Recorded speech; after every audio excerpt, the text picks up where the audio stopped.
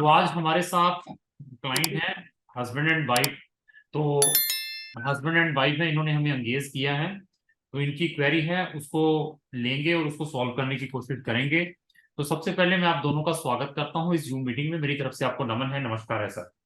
नमस्कार नमस्कार। तो सबसे पहले सर मैं ये पूछूंगा कि हमारे बारे में आपको कहाँ से पता चला। एक्चुअली मैं ही फॉलो कर रही हूँ लास्ट 2 इयर्स से आपको। Good. Actually my daughter she is in 11th, तो she okay. Want to do medicine. तो ओके। आपके मेडिकल एमबीबीएस के वीडियो देख के मैं ही फॉलो कर रही हूँ।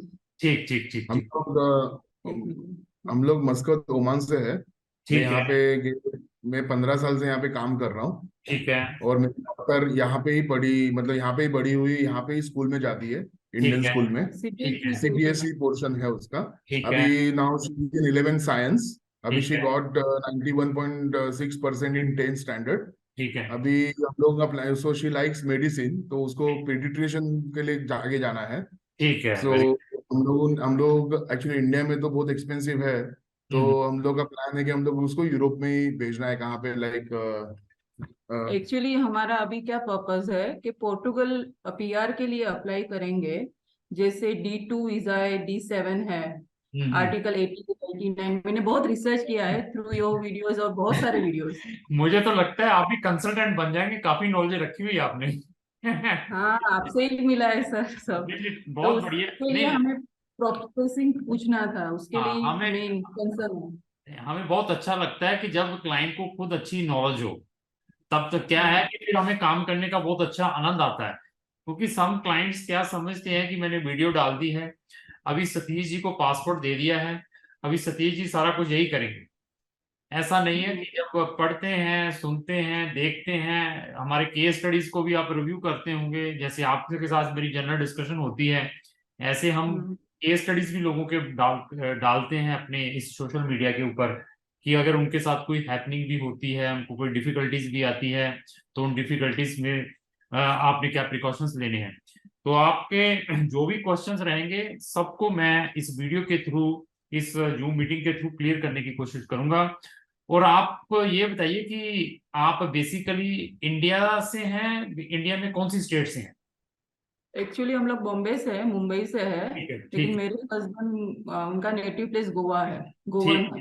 ठीक। बॉर्न ठीक। एंड ब्रॉट अप बॉम्बे है। और मेरा भी I am Gujju Jain, okay. पर okay. Brought up in Bombay. ठीक तो है। हम लोग ने ना गोवन करके मेरी डॉटर का पासपोर्ट के लिए हम लोग ने अप्लाई किया था। हम्म। लेकिन उसका पेपर्स वर्क नहीं मिल रहा है। जैसे उसके ग्रांड ग्रांडपा, उसके सब पेपर्स वर्क चाहिए, जो हमारे पास अवेलेबल नहीं है। तो ठीक उसका ठीक ठीक। पासपोर्ट हो रहा है पोर्टुगल का। तो बहुत अच्छा है तो कि आपने यहाँ तक के भी एफर्ट्स किए हैं कि पुर्तगाल की हम्म, डायरेक्ट सिटीजनशिप लेने के लिए अपनी डॉटर के लिए, हाँ, कि क्योंकि गोवा वालों को उन्होंने प्रिविलेज दिया हुआ है कि अगर आप इतने साल से वहां पर ये एविडेंसेस है तो देन आप वहां पर अपने पासपोर्ट ले सकते हैं। चलो, बहुत बढ़िया नॉलेज रखते हैं। तो ऐसे है कि जो हमारी वीडियोस हैं उनका फीडबैक क्या है। पॉजिटिव मुझे लगा। अच्छा। और आपका सर्विस भी फास्ट है। ठीक है। और मेरे कोई कंसल्टेंट को वो कनेक्ट ही नहीं हुए हैं हम लोग किसी से भी। गोवा में के है उनका, पोर्टुगल का ही उन लोग का है, उसको ठीक ही कम्युनिकेट किया था बस। ठीक तो ठीक ठीक। डायरेक्ट मैं आपसे ही बात कर रही हूँ। Verbally face to face we are talking to you only now. Okay okay, no we are problem. Interacted with anyone. ठीक है। तो दूसरा ये है कि आप यहाँ पे बिजनेस कर रहे हैं ओमान में, या यहाँ पर जॉब में है। मैं जॉब पे हूँ यहाँ पे, मैं ठीक। अकाउंट्स एंड फाइनेंस में हूँ। ठीक मैं है। I am working assistant manager finance. ठीक है। और मेरा और मैं मेरे मतलब और मेरी वाइफ ने। टीचिंग प्रोफेशंस में हूँ, प्री ठीक है। प्राइमरी में थी। अभी ऑटिज्म के ऊपर मैंने स्टडी किया, अभी स्पेशलाइजेशन में हूँ, ठीक। कंसल्टेंट कर ठीक है। ऐसा तो, काउंसलिंग। ऐसे है कि मैंने बहुत सारी वीडियोस में मैं रेगुलर बताता रहता हूँ कि पेरेंट्स भी साथ में जा सकते हैं फॉरेन कंट्रीज में जब किसी बच्चे ने एमबीबीएस अब्रॉड से करनी है। और आपको बहुत अच्छा नॉलेज है यूरोपियन कंट्रीज का, ये कि और आपको वैल्यू भी मालूम है कि यूरोप की क्या वैल्यू है। और जितनी भी ये रशियन कंट्रीज हैं, चाहे वो जॉर्जिया मैं बताऊं, अर्मीनिया, अजरबैजान, यूक्रेन, व्हाट्सएवर बताऊं, उनके बारे में भी आपको अच्छी अवेयरनेस होगी कि उनमें क्या बेसिक ड्रॉबैक्स हैं। तो ऐसे है कि आपके लिए, आपकी डॉटर के लिए वी हैव द ऑप्शंस। उन बेटी के लिए तो एमबीबीएस के मैं ऑप्शंस आपको प्रोवाइड कर दूंगा। और इवन आपने भी माइग्रेट होना है, जैसे आपने 2-3 चीजें मुझे डिस्कस की है, यू आर लुकिंग D2 या D7 वीजा ऑफ पोर्चुगल, ये हमने भी माइग्रेट होना चाहते हैं, तो वो भी ऑप्शंस मैं आपके साथ शेयर करूंगा। अपार्ट फ्रॉम दिस मैं अनदर चीजें भी आपके साथ शेयर करूंगा जो आपकी प्रोफाइल के लिए और लुक्रेटिव रह सकती हैं। तो डिसीजन इज योर कि आपने कौन से ऑप्शंस को यूज करना है। बेटी की एज 80+ होगी, 18+ होगी। नहीं नहीं, अभी नहीं, तो 16 15 है। 15 है, 16 कंप्लीट होगी नवंबर में। ठीक ठीक ठीक ठीक। अर्ली एडमिशन हुआ है उसका 11 स्टैंडर्ड में अभी हो। 11th। एक्चुअली। हाँ 11 में। ठीक एक्चुअली है ना, वहाँ पे मैंने पोर्टुगल में देखा, पब्लिक स्कूल है और प्राइवेट भी है, ओके, इंटरनेशनल बोर्ड भी है। ठीक। तो मुझे पूछना था कि वो 11th ग्रेड आधा वहाँ पे करेगी हाफ, और उसको TRC मिल जाएगा, जैसे टेम्पररी रेसिडेंट कार्ड बोलते हैं। लेकिन फिर वो काउंटेबल है कि AU स्टूडेंट होगी? नहीं, बहुत अच्छा क्वेश्चन बोला आपने, लेकिन that is not, she will not be consider as a EU citizen, जहाँ EU के प्रिविलेज मिलेंगे उसको, नॉन EU ही कंसिडर होगी for the purpose of study in European country, उसको इंटरनेशनल फीस ही एप्लीकेबल रहेगी। अच्छा, लेकिन हम लोग ये PR लेके जाएंगे, जो मैं बोल रही हूँ पोर्टुगल का, तो फिर वहाँ पे 2 साल स्टडी करेगी। देन फर्दर स्टडी वो MBBS के लिए समझ लो कि चेक रिपब्लिक है या पोलैंड है, what ever which ever country, तो उसमें फिर AU स्टूडेंट काउंट नहीं होती है वो? नहीं नहीं, she will be considering as a non European student और इंटरनेशनल फीस लगेगी। If she have the passport of any EU country, then उसको डोमेस्टिक फीस है, और ये लेकर चलिए 90% फीस लगती नहीं है फिर किसी भी यूरोपियन कंट्री में। 90% universities are not taking the fees if have the passport. लेकिन रेसिडेंट है तो फिर भी हाफ कुछ चार्जेस है नहीं ना? नहीं नहीं ऊपर MBBS it is very difficult, MBBS के लिए बहुत दिक्कत है। अभी आपने ही बताया, जैसे चेक रिपब्लिक में 15,000 यूरो हाँ, समथिंग है, तो यस यस। उसका 50-60% कम नहीं हो जाता है? नहीं नहीं होगा, नहीं होगा? नहीं होगा। अच्छा। और फिर पोर्टुगीज लैंग्वेज में ही पब्लिक स्कूल में पढ़ रही है वो? वो फ्री है। हाँ वो फ्री है, लेकिन अगर आगे का फर्दर क्या, MBBS के लिए उसको? Everywhere she need to pay the fees as an international student. तो फिर वो तो उस हम लोगों का बेसिक मेन पर्पस क्या है कि फीस में कुछ कंसेशन मिले, अब डिस्काउंट फीस मिले, की ऐसा कुछ। देखो, मेडिसिन वाली में it is very very difficult, nowhere you will get any type of concession, okay. Medicine में स्पेशली। बाकी कुछ चीजों में को मैं वो ऑप्शंस बता दूंगा क्या हो पाएगा, लेकिन you will be consider as a non European resident. आप EU रेजिडेंट तब ही कंसिडर होते हैं जब आपके पास पासपोर्ट आ जाए, तब आपके लिए वहां की फीसें लगती नहीं है। अगर आपके पास किसी भी कंट्री का पासपोर्ट है, इवन पुर्तगाल का, इटली, जर्मनी, व्हाट्सएवर कंट्री का पासपोर्ट है, if you are going to study in, आप नीदरलैंड में जाते हैं, व्हाट्सएवर कंट्री में जाते हैं, they are not taking the fees. But अभी इसके अंदर और मैं बता दूं, बट इवन EU का पासपोर्ट होल्डर होते हुए भी मेडिसिन वाली फीसें तब भी लगेगी लगेगी, क्योंकि मेडिकल की universities they are taking the fees from EU citizens भी, लेकिन थोड़ा सी उसमें कंसेशन है, कुछ ज्यादा नहीं है। Okay. Actually as per my research, वहाँ पे उन लोग ने दिखाया है कि AU स्टूडेंट को फिर लाइक 4,000 यूरो, 3,000 यूरो। अब वही है कि थोड़ा बहुत कंसेशन हो सकता है, then if have the passport EU citizen, not a EU resident. अच्छा, तो उसके लिए तो अभी डिफिकल्ट है ना सिटीजन मिलना? हाँ हाउ वो much wait there it will take a long time. ऐसे है कि वो कंसेशन नहीं मिल पाएगा। मैं कुछ ऑप्शंस बता देता हूँ, वहां पे ट्राई करना है आपने, उसमें सिर्फ जस्ट 1% चांस है, ओनली 1% चांस। वो मैं 1% चांस बताता हूँ, इटली। इटली आई मेट में, देना? हाँ आई मेड, बहुत अच्छा आपने रिसर्च किया है, बहुत अच्छा नॉलेज रखते हैं, तो वहां पे आपने ये जरूर करें। This is I am recommending it. ठीक है। दूसरा, बाकी कंट्रीज में फ्री में नहीं मिल पाएगा, स्पेशली MBBS, और ना ही कोई इसमें आपको कोई स्कॉलरशिप या कुछ है। ओके। और फिर ये हम लोग को प्रोसेस करना है पोर्टुगल का, जैसे D2 D7 वीजा के लिए, तो उसमें कितना टाइम लगता है प्रोसेसिंग टाइम में? उसमें आप ये लेकर चलिए 6 to 9 मंथ का कंप्लीट प्रोसेस है, if you will apply from anywhere, either from India और ओमान से या UAE से, व्हाट्सएवर। ओमान से ही करेंगे हम लोग, यहाँ पे तो यहाँ से ही करेंगे तो फास्ट होगा मेरे ख्याल से। मतलब देखिए, वीजा अपॉइंटमेंट की दिक्कत है इंडिया में, जब हम डालते हैं तो even we need to open your bank account by sitting in Oman, in Portugal. तो उसमें टाइमिंग कंज्यूमिंग है. इफ आप वहां जाने से पहले एक विजिट कर लेते हैं तो प्रोसेसिंग टाइम और रिड्यूस हो जाएगा. अच्छा. ओके. हाँ, if you will physically visit in, हमारा ऑफिस भी है पुर्तगाल में, आपको पता होगा. हाँ, पता है. हाँ, तो ऐसे है कि अगर आप फिजिकली विजिट कर लेते हैं वहां पे विजिट कर लेते हैं तो आपकी बहुत सारी फॉर्मेलिटीज विद इन 1 और 2 डेज में हम कंप्लीट करवा देंगे वहां पे. ओके. फिर आने के बाद जो प्रोसेसिंग टाइम है इंडिया वाला, वो या ओमान वाला, वो काफी रिड्यूस हो जाएगा. ओके. अच्छा, और एक क्वेश्चन था. मेरी डॉटर ने फ्रेंच भी A2 तक कंप्लीट हो गया है उसका. ठीक अभी है. B1 प्रोसेस कर रही है. मई में उसका एग्जाम है. ठीक है. तो उसको फ्रेंच लैंग्वेज में करना है MBBS समझो. तो वो हो सकता है क्या? उसमें क्या फीस है? हाँ, बहुत अच्छा है. उसमें ये भी क्वेश्चन आपने पूछा है, और आप बहुत अच्छा चीजें लगती हैं जब स्टूडेंट या पेरेंट्स ऐसी चीजें पूछते हैं. तो ऐसे है कि क्योंकि लोगों को मैं अवेयर करता करता खुद थक जाता हूँ कि ये बेटर है, वो कहते हैं ये थोड़ा बेटर, हमने तो जाना ही रशिया है. मैं कहता चलो जाओ यार रशिया, मैं इनको कहाँ काउंसलिंग करता हूँ. तो ऐसे है कि रोमानिया में that provision is there. Okay. Romania में 1 या 2 यूनिवर्सिटीज हैं, they are provided the MBBS in 4 or 5 languages. Correct. Even in that universities, there is a number of international students from more than 100 countries. Even France के भी maximum students जो France के citizens हैं, जो वहां के local हैं, तो they are also doing the MBBS from that specific university which is located in Romania. Even आपको मैं जब कोई, जैसे मैं आपको जो चीजें बता रहा हूँ, आप यू आर वेरी एक्टिव, आपने इनको क्रॉस चेक भी करना है. इवन मैं आपको यूनिवर्सिटी की लिस्ट भी प्रोवाइड करूंगा. You will also make the correspondence with them, even call them, put the mail to them, ask them every queries, they will clear. तो वो यूनिवर्सिटीज वी आर मतलब strongly recommended put the application for MBBS there.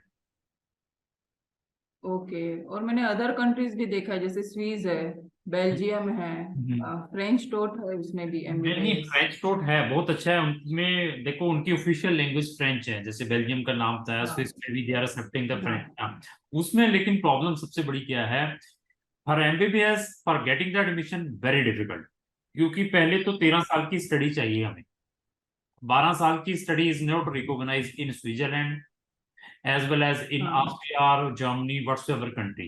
13 साल की study, उसके बाद आपके पास B2 level French, okay. उसके बाद उनका एग्जाम है, entrance exam. Okay. They need to break that exam, there after आपकी स्टडी स्टार्ट होगी. और उसमें this is for international students के लिए there is a lot of restrictions.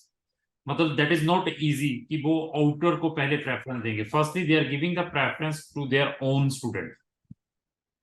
Okay. हाँ, तो इसको हम कहते हैं रिस्ट्रिक्टेड एडमिशन. उसके अंदर लिखा होता है रिस्ट्रिक्टेड एडमिशन. कुछ एनसी प्रोग्राम होते हैं, कुछ नॉन एनसी प्रोग्राम्स होते हैं. उनमें एनसी एक वर्ड है जिसको हम रिस्ट्रिक्टेड कहते हैं उन कंट्रीज में. तो it is not so easy. Try करनी है, we can make the try. लेकिन 13 साल की स्टडी मींस बीएससी, आपकी बीटेक या बीएससी होनी चाहिए 1 साल, मतलब 2 semester clear plus B2 level, then you can. अगर आप 13 साल की स्टडी के बाद B2 नहीं करते तो वहां पर एक फाउंडेशन प्रोग्राम भी करवाते हैं, वो 1 साल का, वो करना पड़ेगा. हाँ, स्टूडेंट कोलीग कहते हैं उसको हम. तो बहुत सारे उसमें, हाँ जी, लैंग्वेज प्रोग्राम बोलते हैं. लैंग्वेज है, नहीं फाउंडेशन भी उसको कह सकते हैं, लैंग्वेज भी कह सकते हैं. फिर उसका भी टाइम वेस्ट होगा, बहुत कुछ है. ऐसे रिस्क वाली चीजें को मैं अवॉइड करता हूँ कि टाइम आप खराब करेंगे. वो कहता है प्रोसीड करना है तो वी कैन प्रोसीड इट, क्योंकि क्लाइंट को मैं रोक नहीं सकता. अच्छा, और अभी पोर्टुगल पे पहुंचते हैं हम लोग. हाँ हाँ. तो उसका वीजा के लिए मींस मेरे हस्बैंड यहाँ ही रहेंगे मस्कत में, मैं और मेरी डॉटर जाएंगे. और एज हम लोग को D2 में 89 आर्टिकल्स उसमें हमें अप्लाई करना है. जैसे बिजनेस है खुद का जो भी है, तो मैं और मेरी डॉटर जा सकते हैं.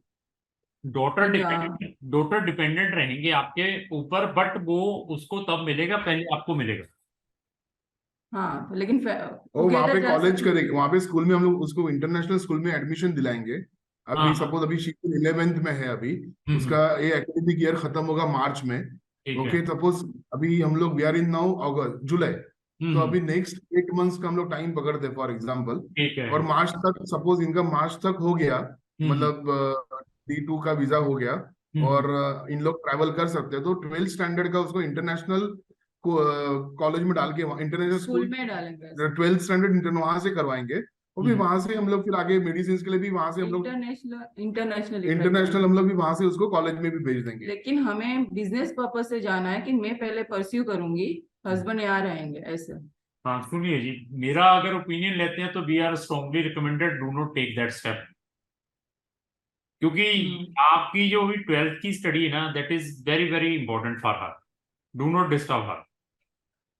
अभी उसको आप बोर्ड चेंज करेंगे, उसमें वहां पे आपको मालूम होगा ओ लेवल ए लेवल चलता है। हाँ, यहाँ पे भी चलता है। हाँ नहीं, आप तो सीबीएसई बोर्ड के हैं ना, जिस कौन से आईसीएसई सी हाँ, CBSE। सीबीएसई में ही है, सीबीए। यहाँ पे सीबीएसई और ओ लेवल और ब्रिटिश आईबी करिकुलम है। हाँ, तो उसमें उसको डिस्टर्ब करेंगे, कुछ प्रॉब्लम आ जाए, कुछ इस क्रूशियल स्टेज पे कोई वीजा में कोई चीज डिले हो जाए, हम उस कैलकुलेशन पर बैठे रहें, और वो क्रूशियल स्टेज के ऊपर है 12th, तो वो ओके मैं ये कहूंगा कि उसको 12th कंप्लीट करने दे यहीं से। Okay okay. हाँ, वी आर रिकमेंडिंग। बाकी आप कहेंगे प्रोसीड करें, we can proceed the application. और उसको वीजा कब मिलेगा, मैं ये भी साथ में आपको क्लियर कर दूं, उसकी एप्लीकेशन आपके साथ नहीं पड़ेगी। फर्स्टली आपको मिलेगा डी D2 वीजा। उसके लिए I need to check your all the credential, आपके पास फंडिंग कितनी है, आपके पास क्या बिजनेस प्रपोजल है, सारा कुछ चेक करने के बाद देन आई विल रिकमेंड कि क्या होगा आपका। एक तो ये। दूसरा, आपको मिलने के बाद आप वहां जाएंगे और इसकी अप्रूवल वहां सेफ डिपार्टमेंट में डालेंगे। She is dependent on you. वो एक दिन के अंदर निकलती नहीं है, it will take time. 3 month लगते हैं, 4 मंथ लगते हैं।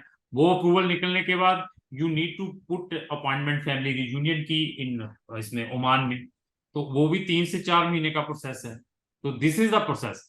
हाँ, मुझे 3 साल पहले कॉन्टेक्ट किया होता तो then we will definitely recommend कि हाँ डालो। अभी 1 साल के अंदर 6 महीने के में कहोगे 100% हो जाएगा, मैं चली जाऊंगी साथ में वो भी है, तो इट इज वेरी डिफिकल्ट। तो full with family it will take 1.5 year हाँ, ये to लगेगा 2 years। इकट्ठे होने में, बिल्कुल नहीं। इनका तो साथ में डालेंगे अगर दोनों में भी डालना है। अगर नहीं डालना तो आप मेन बनेंगे, बाकी डिपेंडेंट बनेंगे आपके ऊपर। जैसे आप चले नहीं, जाते हैं, मुझे जैसे जैसे आप चलेंगे अपनी डॉटर का सेफ में डालना है अप्रूवल, तो on the same time you will also put your spouse approval in safe department. Okay. मुझे अभी क्वेरी था कि सपोज मैं वहां पे, मुझे रिस्क नहीं लेना है वहां पे ठीक। बिजनेस के लिए वगैरह, मेरा भी रेगुलर प्रॉपरली इनकम हो रहा है, तो मुझे हम्म। रिस्क लेके मेरा फ्यूचर, मतलब ये आपने जैसा बोला कि इंटरनेशनल स्टूडेंट के लिए कोई डिस्काउंट नहीं है, तो हम्म। 15,000 यूरो फीस है साल की, जो आपने बताया था आपके वीडियो में, मेडिसिन स्टूडेंट के लिए 15,000 20,000 यूरो तक जाती है फीस। हम्म। तो मैं वहां पे, मैं कुछ कर नहीं पाऊंगा बराबर, मेरा बिजनेस नहीं करा, कुछ जॉब नहीं मिला, और हम्म। मुझे रिस्क नहीं लेना है, तो इसको at least she can go and she will try her business, और I will support her also. तो हम्म। मगर मुझे फिर रेसिडेंस मिल सकता है, नहीं मिल सकता, आई हैव टू हाँ, स्टे आपको देयर? नहीं नहीं, आपको रेजिडेंस मिल सकता है। Even you can live in यहाँ पे ओमान में अपना करें जो भी जॉब करते हैं, आपको राइट। मिलेगा। बट यू विल बी हाँ। Depend on her. जब ये एक्टिविटीज वहां चली गई, जाने के बाद इन्होंने अपना वहां सेफ डिपार्टमेंट में डाला है कि आपने भी आना है, स्पाउस ने एज ए, और मेरे डिपेंडेंट बच्चे ने आना है, तो वो अप्रूवल दे देंगे।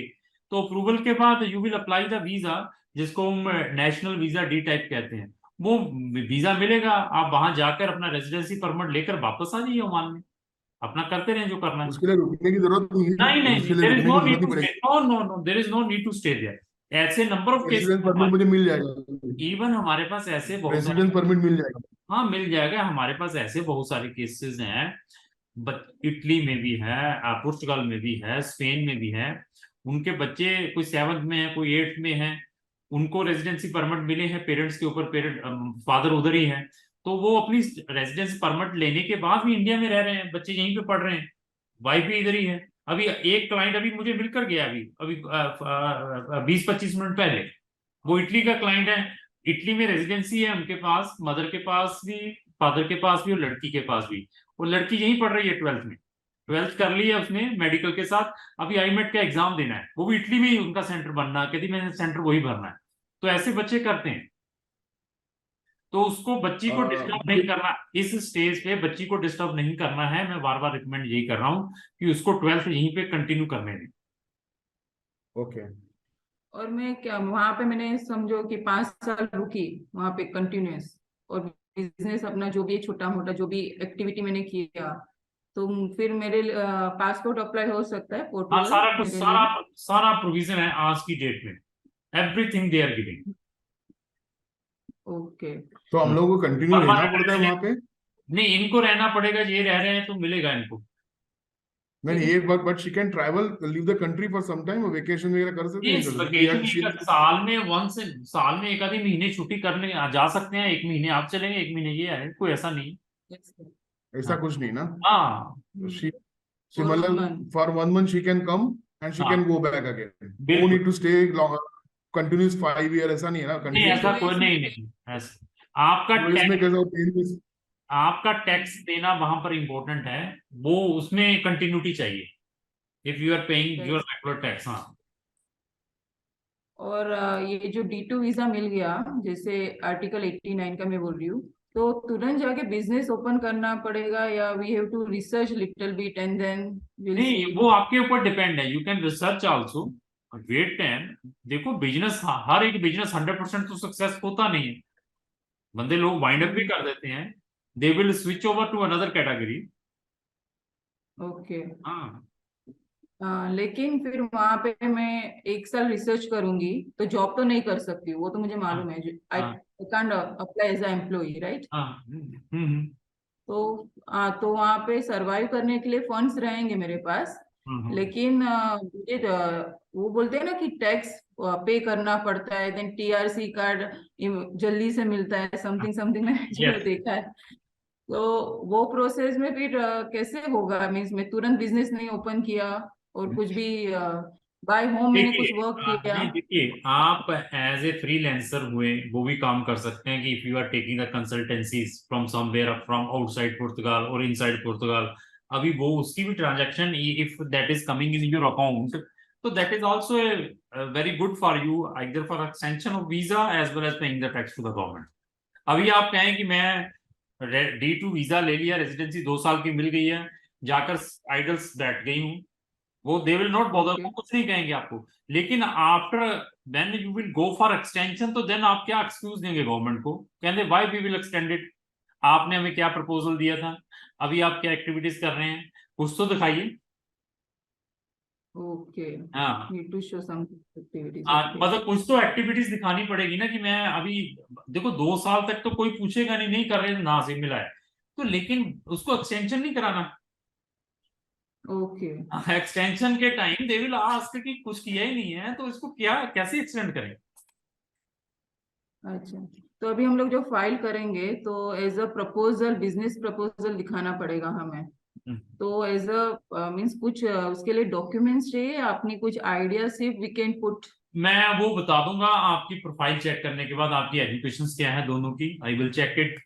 इवन उसके अलावा भी मैं एक दो कंट्रीज के ऑप्शन दे दूंगा, आप मुझे ये बताइए कि आपकी हाईएस्ट एजुकेशन क्या है। मैंने MBA फाइनेंस किया है। मैडम की? और मैंने ECED किया है, जो अर्ली चाइल्डहुड एजुकेशन होता है ना, मॉन्टेसरी। उसके हाँ, बाद अभी post graduation of special education autism पे अच्छा, अभी तो 2 साल पहले आ, किया आ, है। आ, आपने एमए या बैचलर या बीएड कुछ ऐसा? नहीं नहीं, वो नहीं है मेरे पास। बैचलर तो किया ना? बैचलर नहीं किया, 12th के बाद डायरेक्ट मैंने ये डिप्लोमा किया है ठीक इसीलिए, है, और बाद में अभी आपके आपकी एज कितनी है? 40।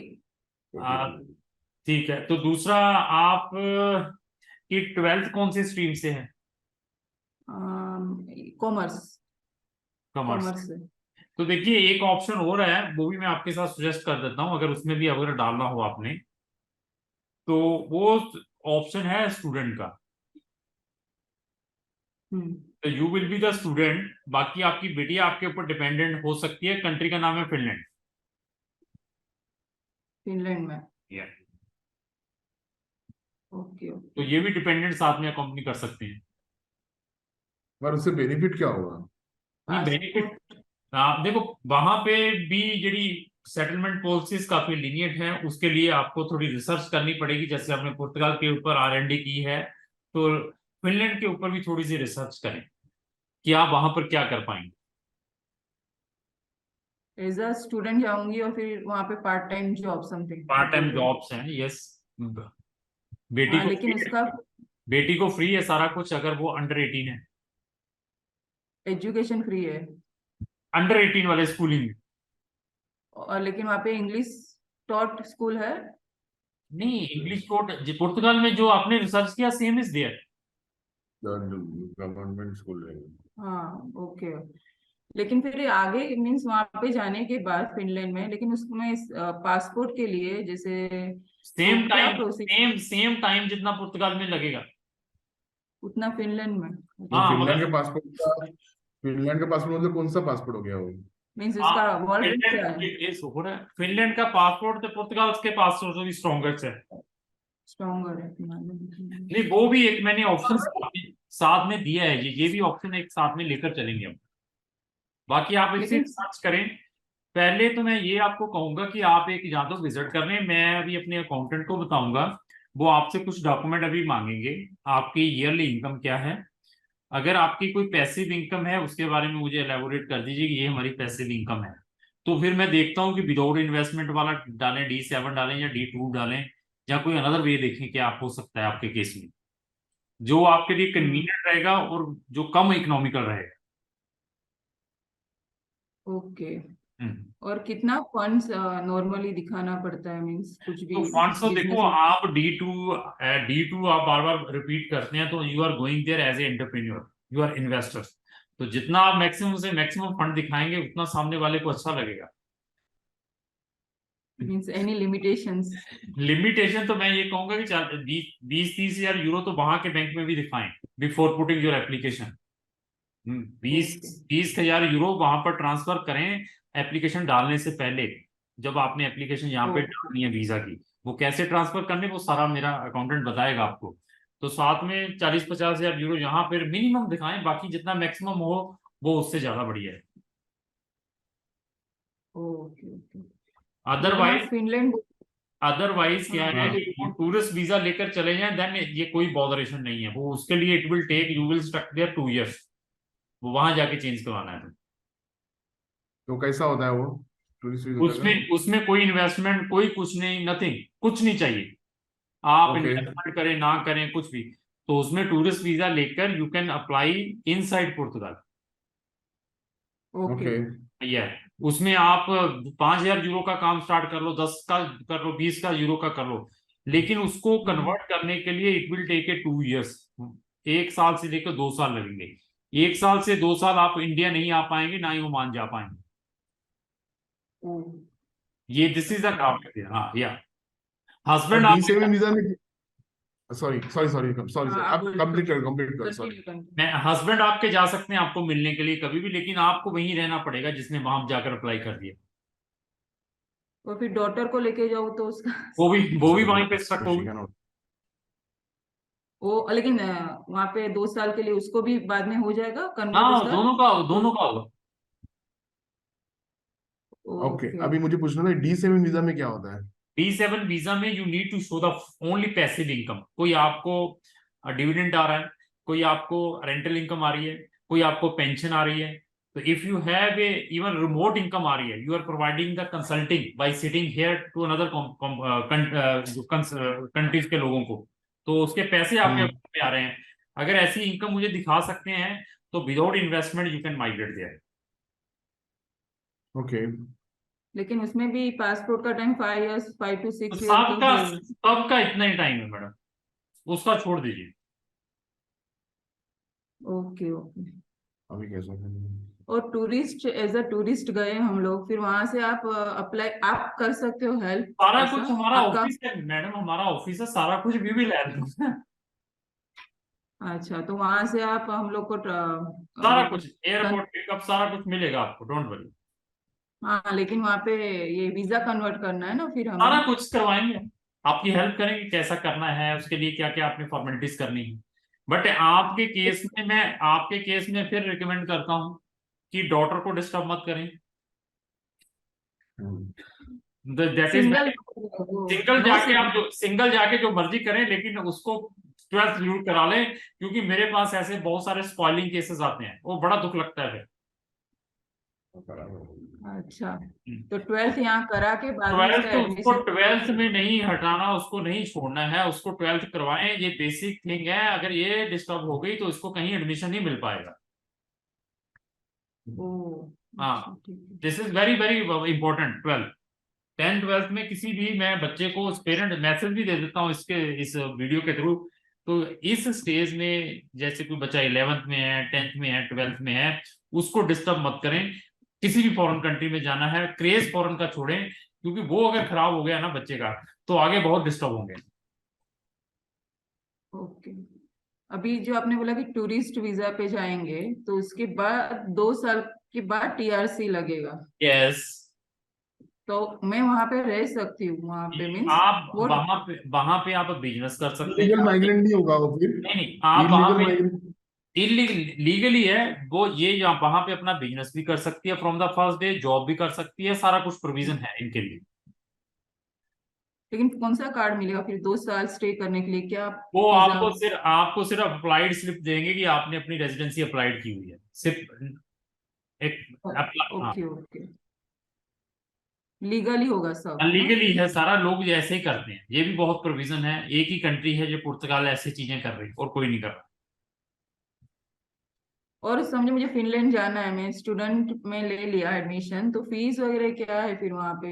जैसे उसकी मैंने टेन कोई टेन भी थाउजेंड टेन थाउजेंड यूरो की एक साल की फीस है। 1 साल की फीस है, 10,000 यूरो। बैचलर की। और वहां पे फिर इन आउट कर सकती हूँ या फिर हाँ, जब मर्जी आए, जब मर्जी जाए, कोई प्रॉब्लम नहीं, कहीं पे भी जाए, पुर्तगाल चले जाए, इंडिया आ जाए, ओमान चले जाए, नो प्रॉब्लम। फिर वहां पे पार्ट टाइम में जॉब कर करूंगी, और सकते फिर हैं बाद में पासपोर्ट अप्लाई होगा, मीन्स बाद परमानेंट। में। हाँ, उसकी रिक्विजिट रिक्वायरमेंट है, इसके लिए मैंने कहा कि फिनलैंड के ऊपर रिसर्च करें, फिर उसके में आपको थोड़ा आइडिया आएगा। सेम थिंग है जो पुर्तगाल के अंदर है। Okay okay. ठीक है, तो अभी सर मेरी एक अनदर मीटिंग भी है, और भी कोई क्वेश्चन रहेंगे तो मुझे भेजिए। मैं एमबीबीएस के लिए बता दूं, यूरोप में 6,000 यूरो से स्टार्ट होकर 20,000 यूरो तक की फीसें हैं। मैं इस वीडियो के थ्रू और बता दूं, रोमानिया बुल्गारिया को मैं बार बार रिकमेंड कर रहा हूं। उसके पीछे रीजन है कि इसकी कल की न्यूज आ चुकी है कि रोमानिया और बुल्गारिया को at the end of this year join कर रहे हैं शेंगन के साथ। अभी आज की डेट में उसकी फीस है 6,000 से लेकर 7,500 यूरो की। जिस दिन इसने ज्वाइन करना, इसकी फीस भी 10,000 यूरो चले जाएगी। अगर वो यूनिवर्सिटी में ज्वाइन करने के बाद वर्ल्ड रैंकिंग क्या है? मालूम यार, है। वर्ल्ड रैंक बहुत अच्छा क्वेश्चन पूछा है। World ranking. जो भी मैं यूनिवर्सिटीज भेजूंगा, उसको आपने खुद गूगल में रिसर्च करना है कि उनकी रैंकिंग क्या है वर्ल्ड में, तो उसके बाद डिसाइड करना है। आप किसी भी यूनिवर्सिटीज को कहेंगे ना कि रोमानिया में मैंने इसी स्पेसिफिक यूनिवर्सिटी में जाना है, I will put the preference उसी को दूंगा। अच्छा, तो अभी समझो हम कोई भी प्रोसेस कर रहे हैं आपके साथ, तो आपका फीस, टर्म्स और कंडीशन सारा क्या है? सारा कुछ अकाउंटेंट हमारा बता देगा। फीस इज नॉट इम्पोर्टेंट, वो उसमें नेगोशिएशन है, सारा कुछ है। पहले अपना डिसीजन लेना है कि हम ये रिस्क लें, क्या करें। पहले this your decision is very important for us. अच्छा, तो फिर आप बाय व्हाट्सएप सब इंफॉर्मेशन सब शेयर व्हाट्सएप करेंगे? सब व्हाट्सएप पे मिलेगी। जो जिन्होंने ये जूम मीटिंग के बारे में बताया है, वो आपको सारा बताएंगे, आप उनको पूछ लेना। आपको फिनलैंड का भी भेज देंगे, D2 का भी फीस भेज देंगे, D7 का भी भेज देंगे, जो आपको अच्छा लगेगा। एमबीबीएस की कौन सी कंट्री के, वो भी भेज देंगे। सारी फीसें, जो भी फीसें भेजेंगे दैट इज नेगोशिएबल। और एक फीस ही लेता हूं मैं। एक फीस अपनी लेने के बाद आप मुझे को चारों कंट्रियों में डालो, मेरा ये भी डालो, वो भी डालो, हम करेंगे, उसमें कोई प्रॉब्लम नहीं।